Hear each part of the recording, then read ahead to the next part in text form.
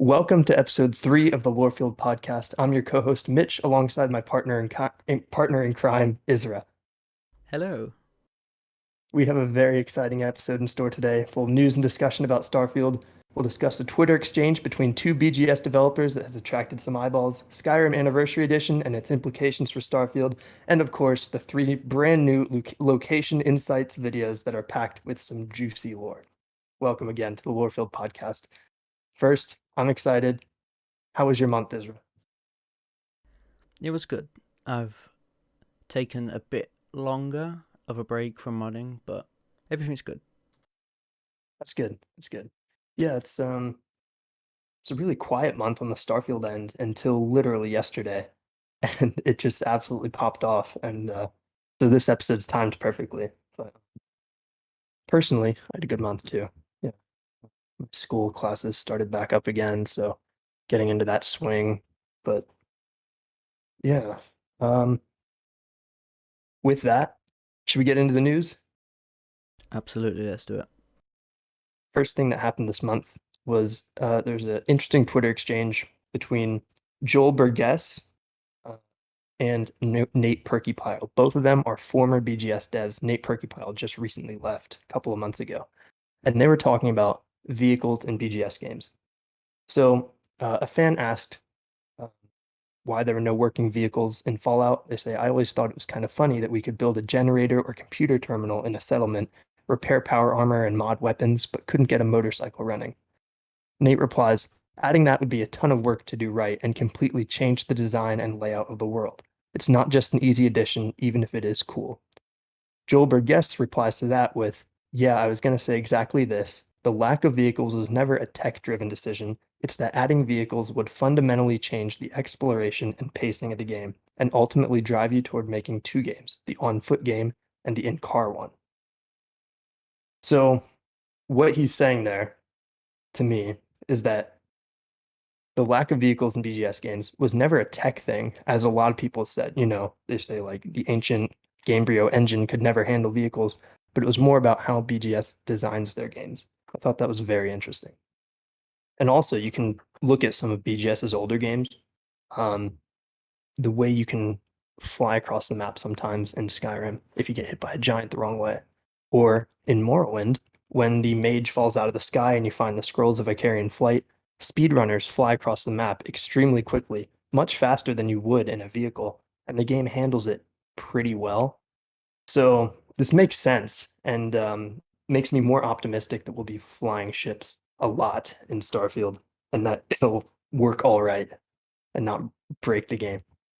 It's funny you mention it because they also Nate brought up the carriage scene in Skyrim and how the troubles with that because the way they do it, it's all done in real time, and they had a lot of issues because of that.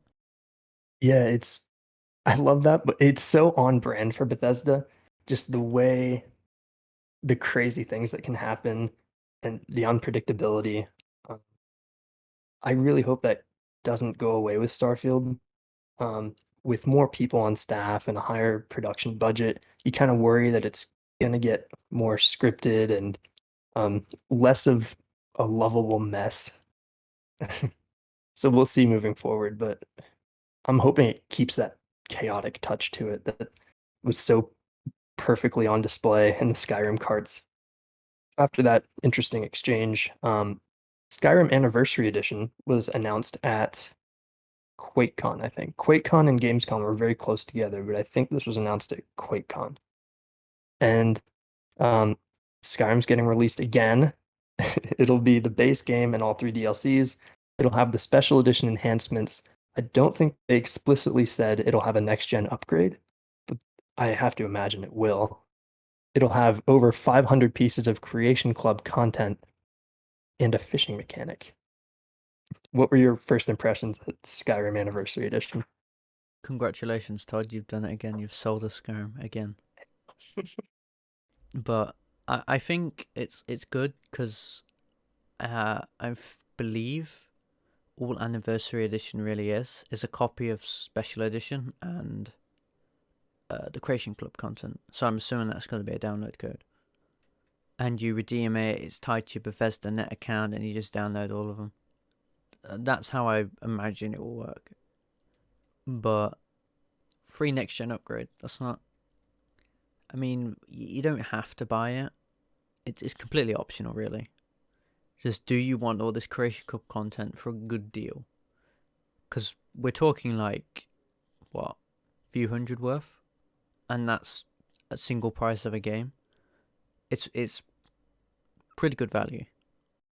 Could the Creation Club content provide that quote unquote next gen upgrade that people speculate about? Does that make sense? Well, Creation Club content, the only problem with it is that as soon as you start a new character, it will just fill your quest log. But Oh, stuff like fishing, that's part of Creation Club. But if you read the actual blog post, it says normal SC players will get 3 pieces of Creation Club content for free, and that is survival, which is like arguably the best. Fishing and Saints and Seducers, which is basically it's like a Sheogorath kind of like questline, and it's like nostalgia to the Shivering Isles. It's apparently really good, oh, interesting. and Yeah, those will be free for all SC players apparently. And then if okay. you the actual upgrade is just all the Creation Club content. The next gen like patches will be free, as far as I know. Got it. Okay. That fishing mechanic is, I think, pertinent to Starfield. I have this little theory going that Bethesda's future actions can always be seen in their older games. I think I might have talked about this in the first episode. Uh, the settlement mechanic started with Hearthfire, and then they took it a little further in Fallout 4, where you could, build in these specified zones. They took it further in Fallout 76, where you can do that everywhere. Probably go somehow even further in Starfield, where you make a whole town or something. But I think the fishing mechanic could be a good example of this because why on earth are they adding a new mechanic to a 10-year-old game if they don't already have it built? You know what I mean? Yeah. I think they could be literally ripping this out of Starfield and putting it in Skyrim retroactively. Unless it's Creation Club content, in which case my that whole theory gets shot down. Um, Yeah, I think it's Creation Club, but it could because when they stopped doing it, modders never stopped. It's just Bethesda, you know, they didn't because they're working at home. It's harder to do the process, I think. mm, So modders are still allowed to, you know, submit ideas and then make them, and then it's just Bethesda getting around to refining it. So I'm assuming that's what the 26 is it 26 new pieces or something? That's what I'm assuming they mean. Is some of the creation clubs that were happening in the past year will get filtered through, and it might just come out with anniversary edition. So fishing would be one of them, unless that's something Bethesda made themselves, which could be a possibility. okay. So we don't exactly know. For now, no. But when the creation club page is up, you'll be able to view it and see who made the assets and who's it by. Okay. That's some good insight into the workflow of the Creation Club content. I never really knew how that worked, and I don't think a lot of people do. So if I'm correct me if I'm wrong, the modders submit ideas or assets or content to Bethesda. Bethesda refines it so that it's kind of up to their standard, and then they put it on the Creation Club store, and the modder who submitted it gets a portion of those profits. I believe so. So on the page, they have a thing at the bottom, and you can apply, and then you pitch an idea, and they either reject it or accept it. So say if I hypothetically pitched, oh, I want to bring the Dwemer back in this cool content mod, I'd probably be denied, and there's obviously reasons why that might be denied. But I can't say because I've never done it. But I'm assuming that's how the process goes. If they think it's too far out there, it probably won't go through. But I suppose it depends on the content, because I think some modders have pitched ideas that were denied. Of course, I can't really comment on that, but that's just what I've heard. So it's a process. It's pitching, talking to them what they need to do, and then Bethesda has to go through and make sure it's up to snuff. I think that's the word. Yeah. Okay. Interesting. I'm gonna submit an idea uh, for Creation Club for a mod in Skyrim's engine, but it's a sci-fi game that takes place several hundred years in our future, and it's the biggest, most epic science fiction game you can imagine. I I think think Todd would be knocking on your door for that. I think he in the Teletubby costume. Yeah. Um, it's interesting to think about what the Creation Club's role will be in extending Starfield's lifespan. Because if you think back to what Todd said in E3 or two ago, he said how they're building this game to have a lively core audience and to be played for, 10, 15, 20 years in the future. And if you look back at Skyrim, that has happened. But that wasn't the way the game was designed from the ground up. So now that that's a core principle of theirs to have this game be supported and played long term. And now they have the Creation Club, which is going to add more uh, ability to them to be able to do that. I think the future looks very bright for a very long time in regards to Starfield. Um, just due to the simple fact that Skyrim has achieved what they're trying to do with Starfield, and they weren't even trying to do it with Skyrim, not to the level they are now. So that makes me very excited. The one other thing I wanted to talk about with Skyrim Anniversary Edition is the survival mechanics. So one of the Creation Club uh, content bits that's being added is the need for food and hunger and sleep, which I believe, like most of the Creation Club stuff, will be optional. But um, this is kind of another breadcrumb on this trail Bethesda has been leaving, that they're leaning more and more into survival elements. It started with Fallout 4's survival mode, um, where you didn't even get like a food or hunger meter. It was just kind of in your Pip Boy. And you kind of you're left guessing like how hungry you actually are to an extent. Then Fallout 76, you get the visual bar. They make it a bit deeper. But for Starfield, we have the leaked UI, and there's no indication of food or hunger or sleep. There's an indicator of oxygen and gravity, but no food. So I was kind of curious what you think about that. We do have the sandwich, which oddly enough could be a sign that you have to eat in the game. But yeah, we haven't seen an explicit sign of survival mechanics. So I was curious what you thought. Um, I remember why they added survival into Fallout 4, and that was because people Fallout New Vegas. Fallout New Vegas had a hardcore mode, which basically you had to eat and drink a lot of water. So, well, I just said water in the British accent. But I think that's why they did it. And then for Skyrim, they did it as Creation Club, and it works a lot better in Skyrim than it does in Fallout 4. From what I've heard, it's like Frostfall, that Skyrim mod, where it adds all the survival stuff. It's like that, but official content. It was originally free, I believe, when it first came out, but you'll get it for free with your if you own the copy. That's one of the content you'll just get for free anyway. That's exciting. And I haven't played that specifically, but I do know that, um, as you say with Skyrim, it was very well done in 76, I thought. They couldn't do the sleeping thing quite realistically, but it just heals you a little slowly. So sleeping is still beneficial. But yeah, all these steps they're taking forward to make really solid survival, and then yeah, it just seems to.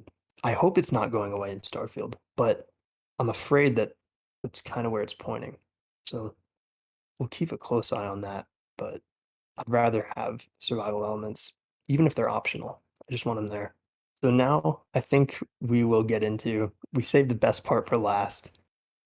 Just yesterday, we got these three new videos that are amazing. They're packed with lore, and it's 50-second videos narrated by Enel Pagliarulo about three cities in the game: New Atlantis, Aquila, and Neon.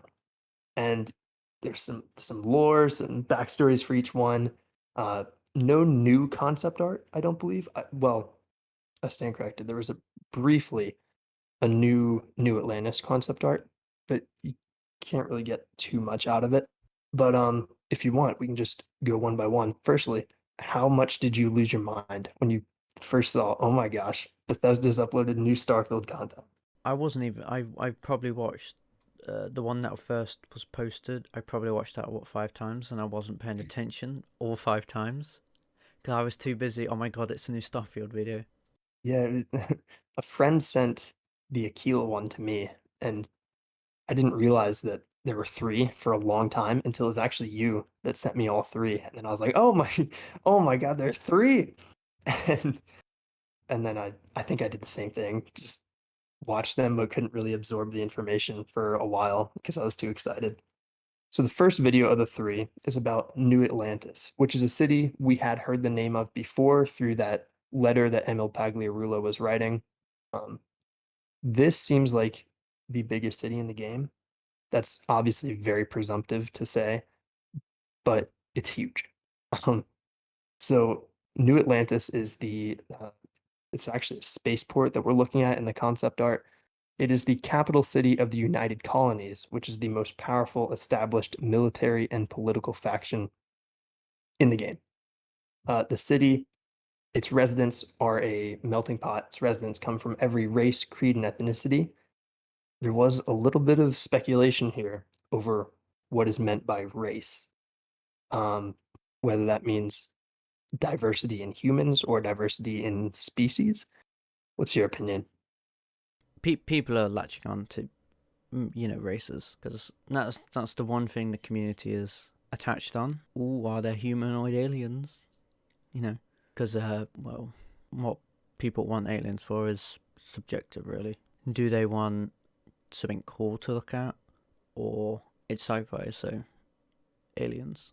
Insert like that History Channel thing where it's like aliens. The guy with the crazy hair on Ancient Aliens. Yeah, There are a lot of layers to this because there is evidence in the stuff we've seen that aliens will play a role in the game. There was that ancient structure that somebody was taking notes on that was in the trailer. That pretty obviously wasn't made by humans. And Todd has said the game is about answering the ultimate question. Um, are we alone in the universe? But on the flip side, when Emil says that its residents come from every race, creed, and ethnicity, I think the coupling of the words race and ethnicity means that this is more about the people coming from different parts of the galaxy. Yeah, I'm not trying to get into like socio-political stuff, but I think he's just talking about the humans that live there. This is a human city, and those humans come from a wide array of backgrounds, and you will see that in the city's culture. That's my take on it. Could obviously be wrong, but I right now I don't expect to see aliens in New Atlantis, sadly. And then the last thing ML says is in a lot of ways, New Atlantis is a true reflection of the future of our world. And that kind of, I don't know, I've been sitting on that for a while. Could he, the concept arts look kind of cyberpunky. So I don't know if it will be a like critique of our society and in our world, or if it's supposed to get you excited about the future, or both. I don't know. Do you have any thoughts on that?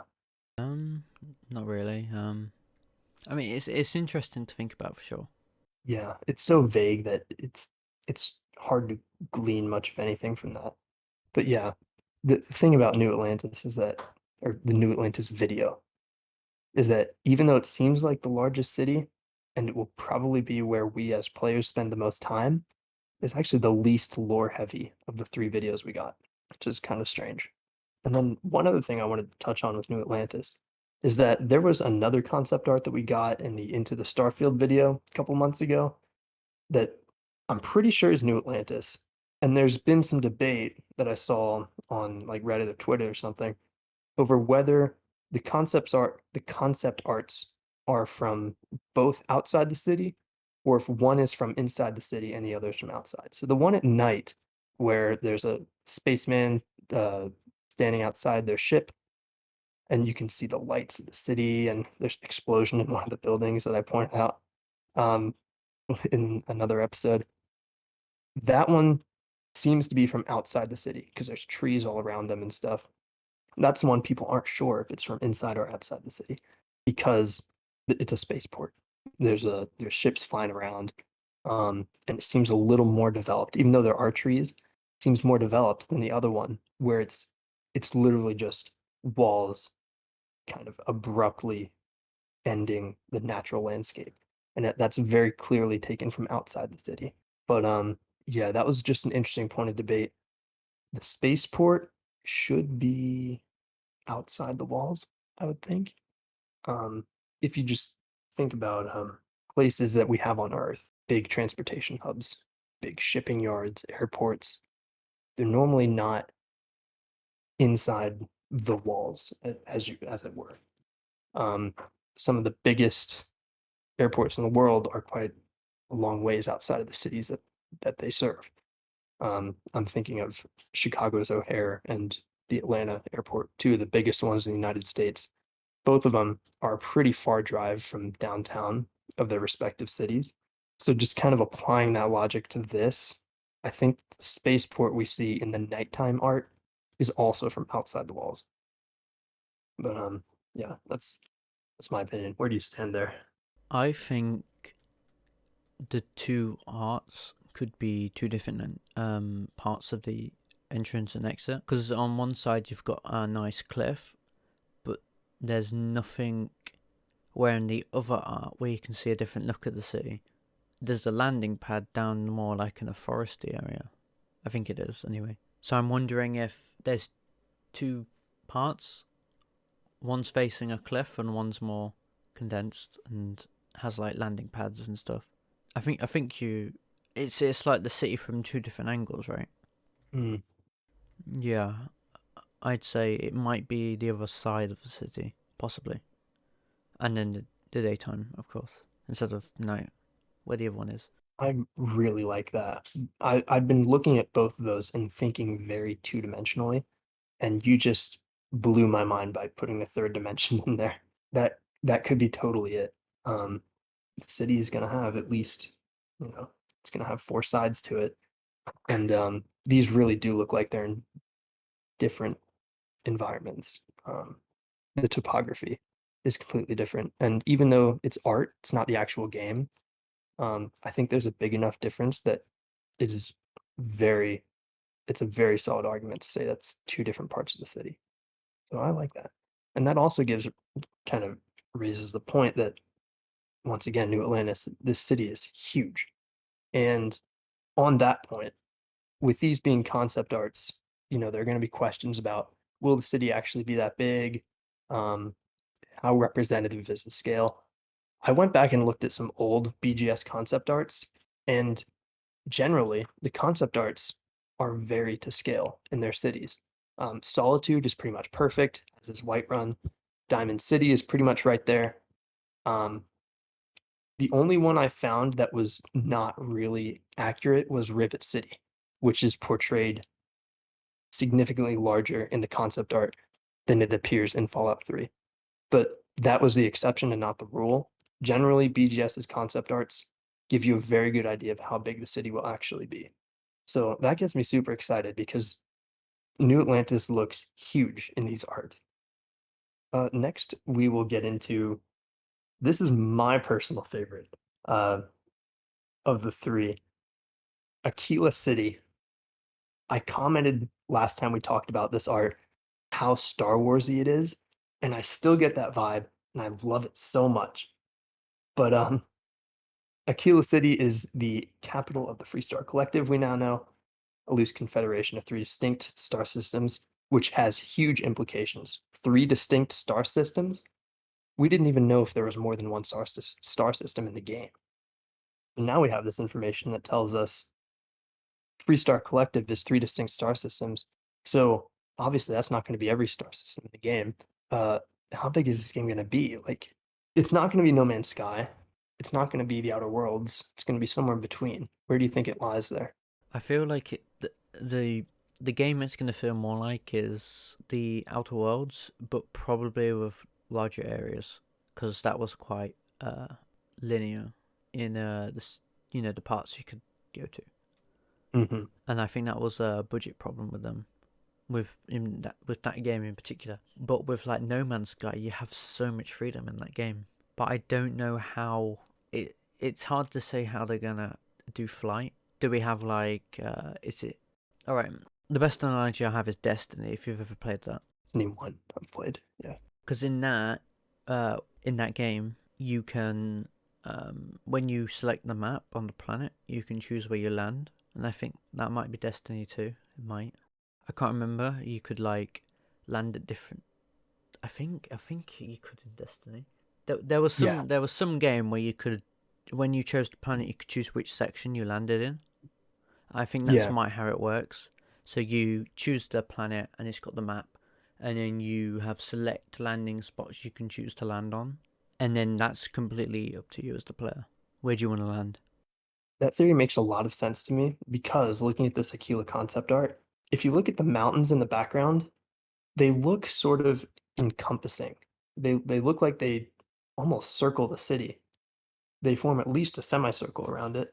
Um, we just can't see behind the perspective. So that makes me wonder if they kind of make you think the mountains are impassable, which is not good in my opinion.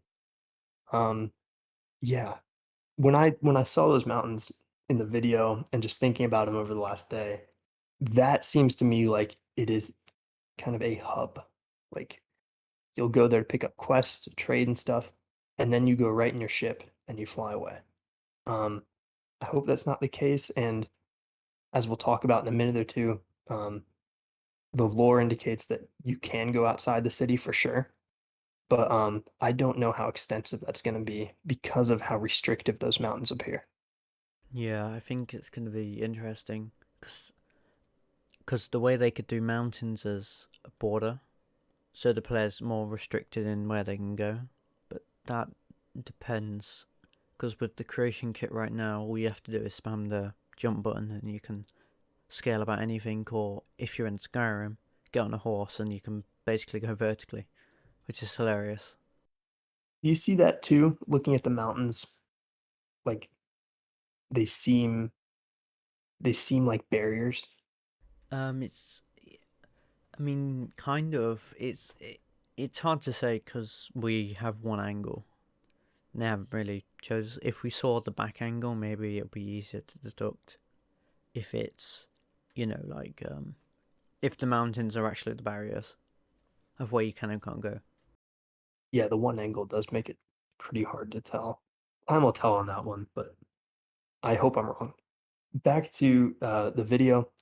The variety of people, they have one thing in common. They believe in the sanctity of personal freedom and individuality.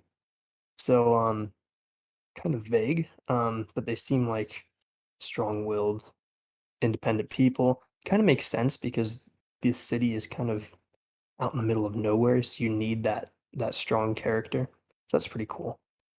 And then here's the best part. This is where we get really juicy. The walls in the background are there for a reason. Stepping outside those walls means facing the deadly Ashta, alien predators that are a cross between a wolf and a velociraptor. Oh my goodness. I Yzra, have how much was your mind blown when you first heard about the Ashta? After seeing the photoshops, I'm having a hard time imagining anything else, and I'm pretty sure some modder is gonna mod in something like that as a retexture. It's such a you know, it's like such a bizarre concept.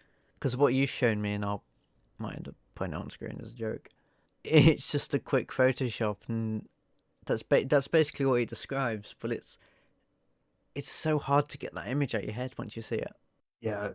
Um, I'm assuming most of the people who are listening have probably seen it because I posted them everywhere. But after hearing that the Ashta were a cross between a wolf and a velociraptor, I went in Photoshop and I put a wolf's head on a velociraptor's body and vice versa, and they both look just ridiculous. And I posted them everywhere as a joke. And yeah, it is hard to imagine what else it could be. Um, the one thing that I heard that was pretty cool, Night Stalkers in Fallout New Vegas they look like canines, but they have scaly tails, backs, and they have almost alligator-like snouts. And if you cross a wolf and a velociraptor, and you aren't going to do some goofy, just copy paste head on body thing, I think you'd get something pretty close to a Night Stalker in Fallout New Vegas. Um, so that really helped me in trying to visualize what these things might look like. I think it's on paper it doesn't sound like much because the description's pretty vague, but I think once we see it, it'll be a clearer image of oh yeah, oh that's what he meant. Yeah, and I hope it becomes the Ashta. I mean, given that this is the first creature they're telling us about, it's probably going to be pretty cool. It's probably one of their better ones. So I hope it becomes as iconic as Skyrim dragons or Fallout Deathclaws. The one other thing I really wanted to note with the Wolf Velociraptor combo is that the only pop culture reference we have for how velociraptors behave is Jurassic Park and Jurassic World. And in that, the animal, it can be argued that they behave the most like is a wolf. They hunt in packs, they work together to isolate their prey. I just thought that was really interesting, and it provides a ton of insight into how the Ashtar are going to be. So I can already picture, the player going up into the mountains outside Aquila City, going into an Ashta den, and then, they all circle around you, and one of them lunges at you, and, their snarling teeth get right in your face, and they're roaring or barking or something, making noises at you. But you're right that that is a very vague description. But I think that combination of animals says a lot, if that makes sense. Yeah, yeah, it does. Yeah. And I also wanted to talk about the walls outside of Kila City. Um, just by sheer coincidence, I was watching a talk with ML Pagliarulo yesterday, and he was talking about their city designs. And he said that they tend to do walled cities. They did it in Skyrim for the larger ones because of streaming in all the NPCs and buildings and stuff. But in Fallout 4, um, they tried to get away from it for Good Neighbor. They wanted Good Neighbor, the player, to just walk right in, and they got it working until pretty late in development. But every time the player walked into Good Neighbor, the super mutants outside would aggro everybody who lived in Good Neighbor. So the player could never complete quests or interact with vendors because they were all in combat mode trying to kill the super mutants. So they had to put the wall in. They had to add the instanced the load screen. So I was looking at Aquila City and just wondering how that might factor in with the Ashtar right outside the city. Just something to think about for a gameplay perspective. Hmm. Part of me really wants open cities, but then another part of me doesn't, because you'd never get anything done. And today, you like with today's hardware, like the current gen, which is next gen, but it's weird. With that, you have the technology where even if you have loading, it doesn't really matter because it will only take less than a minute or 10 seconds for BGS games. But then, like with Good Neighbor, they couldn't have it open because, like the super mutant spawns and raiders and stuff were preventing the player from doing stuff. Yeah, it's interesting to think about. The one thing Aquila has going for it is that there seems to be a lot of, I don't want to say empty because there's probably stuff there, but there's a large gap between where the city's, buildings and residents end and where the wall starts, according to the concept art. So maybe that's the buffer they're using to allow for open cities where the Ashta and the people, as long as the Ashta don't get through the gates, which is going to happen because video game players are going to be video game players. But as long if there's enough distance there, then that won't be as big of an issue as it would be in Good Neighbor, uh, where everything is right on top of each other. I think at worst, if it causes issues with like an open cities mod, go in the kit and you can disable spawns. So that would probably be the most optimal to make sure there's no enemies in the radius that would interfere. But then I suppose they would add, enemies outside would add a sort of like fear. It is crazy and just kind of speaks to just how wild Bethesda games are. Emil, in that same talk, he described their games as simulations, and that was kind of eye-opening because just the fact that they don't know what's going to happen. They don't know who's going to die. They don't know they don't know how a lot of quests are going to play out for people. It just kind of reminded me why I love these games so much and why I can't wait to see a homeless person in Aquila get mauled by a pack of Ashta. I can't wait to see like the NPC death ragdolls and stuff. That's gonna be entertaining to witness, I think. In reduced gravity on some planets. Oh, no, that would be cool. Yeah, We have the gravity meter. It's probably going to happen. I'd love a planet where the gravity is just like the moon. Just that'd be so cool. So the last concept art or video that we got was about the city of Neon, and we actually don't get the name of any of these planets, but ML specifically said this is a nondescript water planet. Now, we were talking about Aquila possibly being a hub. I think this absolutely will be a hub unless they lean really hard into underwater gameplay, which nothing they've done in the past would indicate that's going to happen. So I don't think we're going to be exploring this planet much. I think it's Neon is only going to be, turn in quests, maybe some mini games for gambling and stuff. Uh, yeah, what do you think? I'd say it could be cool. Could be like the Diamond City. I think that's what people are kind of referring to it. Like it's a place. It's just a city, and it's the company that runs it is like fishing based, right? So it kind of cool. Maybe we can still overlook the ocean, get some cool screenshots. Hopefully they have a photo mode. I'm really hoping for that to get some unique camera angles and mess with the time of day and stuff. That'd be really cool. Yeah, I do hope the photo mode makes a return because, yeah, you're right. The sunsets there, I bet are going to be super cool. You touched on the fishing company that was there, and I did not put the name of the company in the notes because I forgot to, but I think it's called Xeno something. I think it starts with an X. And they were a company that came to this planet, set up this little kind of looks like an oil rig, and they were going to set up a fishing business on this water planet. And then they found that some of the fish down there um, have this psychoactive substance in them called Aurora, and they realized they could make way more money selling drugs. So Neon became kind of sounds like the Las Vegas of the Starfield universe, where people go there to party and gamble and perhaps consume some Aurora. So that is really cool, and a lot of fans are excited by that. And also the world building of this. So, we've seen a sandwich. We know they're thinking about how these people eat.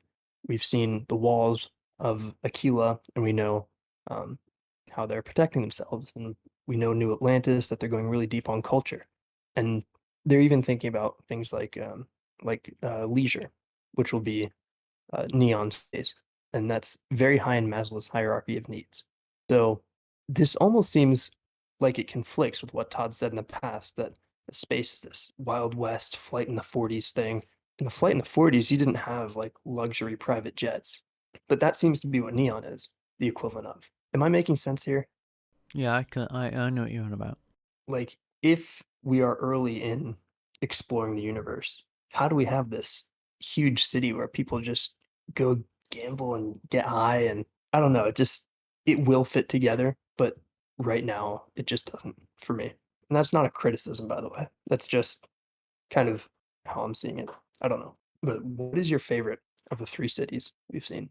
It's gotta be the oil rig. Like, I am terrified of the ocean. I don't know what the phobia is actually called, but I do know I hate the ocean. And Subnautica was the game that helped me conquer that fear, but that's fiction, so the real ocean still terrifies me. Like, in when I go to the seaside, you won't catch me in like anywhere above the waist in the water. I refuse to even. I mean, in the UK, it's like the water's freezing cold, so but I won't go in the. No, you won't catch me dead in the ocean. And I think I'm just going to be looking for any like Easter eggs they leave in. Is there like something in the water? I don't know. The first thing I'll probably do is jump in the water and see if it prevents me from doing that, or if I can Mm. legitimately go diving from like 300 feet in the air and somehow live. I unfortunately can tell you what the name of that fear of the ocean is. It's called thalassophobia. I don't have that fear, so I don't even know why I know that, but there you go. That's what it is. Thalassophobia. Like, even looking at shipwrecks freaks me out, and I like the Titanic in particular, so I've looked at every image they've taken more or less that's public, and I know everything about that ship, but it's I can't the way shipwrecks moan and groan in the ocean. Mm. That noise freaks me the hell out. I don't like that concept. Like, I'm scared when I go on ferries, and I don't like the idea of a ship like groan. It's like they're groaning in pain almost. And this is like any shipwreck, if it's just sank or not. Even when it's sinking, you hear the groaning because of water pressure and warping metal. Because it depends how they sink and stuff. Not a fan. Not a fan of shipwrecks, and I'm so glad in Skyrim they don't make any noise. I just peacefully scour the oceans, and I only have to deal with slaughterfish. It's That about as is a far as I really go. scary noise. Yeah, that they did the similar thing in Fallout, that kind of creaky metal. Um, it was in Fallout Three's announcement trailer. Where it's just that is a really scary sound.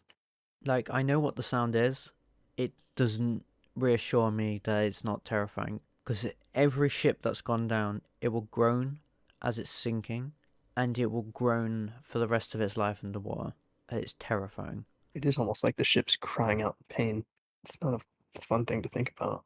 But It's I do find it sort of amusing that your favorite is neon, despite, you know, being thalassophobic. That's cool though. I think it's mostly because it's above the water, so I can kind of just look at the ocean and admire it without having to even touch it. Like, if there's a mission where you have to go in a submarine or something, I don't know if I would be able to look at that. Like, especially if they show a shipwreck, I'm like, oh my god. Mm. It's like, Be Todd, careful flying into neon. yeah. It's like, god damn it, Todd, why'd you have to put my one fear in this game? I think my favorite has to be Aquila. The Ashta just get me so excited. And like I said, the Star Wars vibes. I grew up on Star Wars, so that has me excited. I don't know, it's just it's something about Aquila just makes me I just can't wait to get in there and explore. And yeah, that's far and away my favorite, but I love all three. So we've made it now. That's all the news for this month. It was a really fun month. There was some good stuff to talk about. I have a feeling next month's going to be very quiet because there was a lot this month. But yeah, I think if you're ready, was there anything else you wanted to add just about anything? No, that's about it. All right, awesome. So, like we have ended the previous two shows, we'll wrap up by each recommending a sci-fi work that we think will help you get excited for Starfield. I'll go first. This month, I'm recommending 2001: A Space Odyssey. This is a must-watch for any sci-fi fan. It is from, gonna look up the year here. It was in the late 60s. It predates both Star Wars and Star Trek, so it is hugely influential in the sci-fi genre. Yeah, 1968. So it has some really interesting commentary on AI, on space exploration, on aliens, and it also had an enormous influence on Starfield. If you overlay the music that is the main theme in 2001 onto the 2018 teaser from Starfield. It matches up almost perfectly, and this could not have been a coincidence. Like it's that good that yeah, like they built the trailer using that music as like a reference. It seems pretty obvious to me if you watch them together. But the art style for the spacesuits seem it's really comparable to Starfield. It's just a really well-made movie. The special effects were way ahead of their time. It is just an absolute behemoth in the sci-fi genre, and you really, really need to watch it before playing Starfield. There's no dialogue for the first like 34 minutes or something crazy like that. Just a really cool, unique film. So yeah, 2001: Space Odyssey. If you've never watched it, do yourself a favor and do it. Yeah, that's my recommendation this month. Over to you. It's not traditional sci-fi, but I had to watch this film twice, and I'm pretty sure it's ended its cinema run now. But it's called Free Guy, and it's Ryan Reynolds' new film, and it's about if a AI character had code that would allow them to break the cycle of their daily routine, and they could be so much more. They could be like a person. They think they're alive, and to an extent they are. It's amazing, and it's kind of, and just thinking about this, it reminds me of like Radiant AI from Oblivion and how that was marketed. Like they'd grow, kind of that kind of thing. And in this film, basically, it's like a program engine inside this game, and that allows the NPC to break the cycle. It's amazing. If you love video games, you love it. As for how the programming and all that works, I wouldn't know. But other than that, it's solid. It's a great original work, and it ties into video games, in particular AI. So, concepts like that, it's really good, and I recommend Free Guy. If you ever get a chance to watch it, I recommend it. That sounds awesome. Have you seen Ready Player One? I've heard mixed things about that. I haven't seen it either. I was just curious if you'd seen both, how they compare, but yeah, I haven't seen it, so I was just curious, really. I've Yeah, that heard, sounds really cool. yeah, I've heard. Well, the book's way better than the film. I mean, that's usually the case for everything, but with the film, they added characters that weren't in the book. Apparently, that's what I've heard. I don't know how true it is. Yeah, I should check out both of those. Free Guy. Yeah, I'll be checking that out for sure. With that though, I think we've reached the end of episode 3 of the Lorefield podcast. As usual, a ton of fun. Thank you, Yzra. My pleasure. Absolutely. And we'll be back next month for episode 4, where we'll talk about whatever Starfield news happens in the next 30 days. And if there is no news, we'll speculate for an hour or so. So hope to see you there, and thank you very much for listening. We'll see you next time. See ya.